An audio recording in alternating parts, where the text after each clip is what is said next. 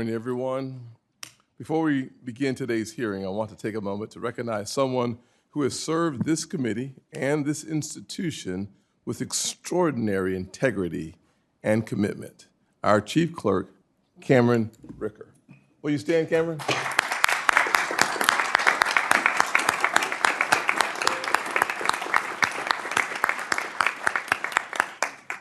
Cameron has decided to stay. Oh, no. Good. Yes, exactly. He didn't know it either, by the way. Cameron has worked under three different chairmen, Senator Mike Crapo, Senator Sherrod Brown, and now me, and has served each of us with distinction. On behalf of the entire committee, thank you, Cameron, for your service to our country, to this committee, and to our institution. It is very challenging to find folks who serve not in a bipartisan fashion, but just as an American who wants to do the right thing for the country. And you are agnostic to red and blue, left or right.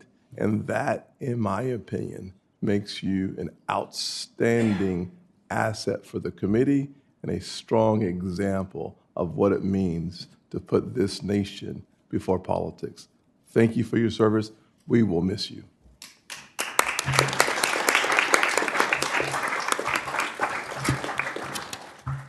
We are here today to consider a strong slate of nominees put forward by President Trump to serve in key leadership positions across the federal government.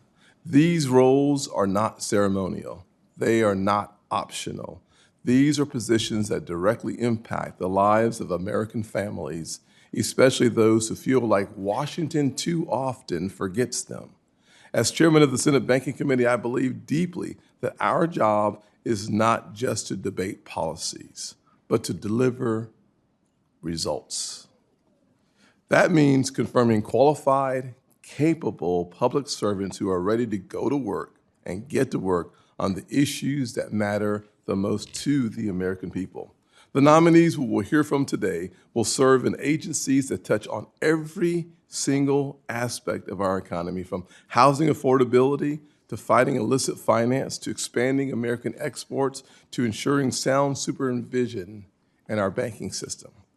Let me take a moment to recognize the nominees before us. Mr. Andrew Hughes, nominated to be the Deputy Secretary of the Department of Housing and Urban Development, brings with him valuable operational experience that will help improve HUD. Mr. David Wolf, nominated to be the General Counsel at HUD, has decades of legal and policy experience in housing and is well-positioned to provide the department with sound legal guidance as it works to expand opportunity for vulnerable Americans. The Honorable Michelle Bowman, nominated to serve as Vice Chairman for Supervision at the Federal Reserve, has already proven herself to have the ability and the character, and she has distinguished herself. She understands that financial regulators play an important role in our economy. When supervisors of banks fail to do their job, everyday Americans pay the price. So our financial regulators must be held to a very high standard.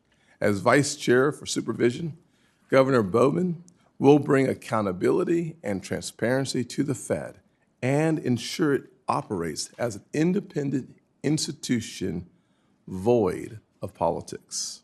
John Hurley, nominated for Undersecretary for Terrorism and Financial Crimes at the Department of the Treasury, is being called to lead one of our government's most important national security and intelligence arms, from fighting money laundering and terrorist financing to levying and enforcing economic sanctions. This role is essential to protecting the integrity of our markets and holding malign foreign actors accountable. Mr. David Fogel, nominated to be Assistant Secretary of Commerce for Global Markets and Director General of the U.S. and Foreign Commercial Service, brings a wealth of international business experience that will help American companies compete and win all across the globe. And finally, Mr. Landon Hyde, nominated to be the Assistant Secretary of Commerce for Export Administration, has the background and perspective needed to ensure that the United States maintains its technological overmatch over competitors like China. These 6 nominees are well qualified, well prepared, and ready to serve. And the truth is, you're also very much needed in your positions today. The American people deserve a government that is focused on delivering solutions, not simply headlines. I look forward to hearing from each of the nominees today, and I encourage my colleagues to join me in advancing their confirmations so they can get to work on behalf of the American people.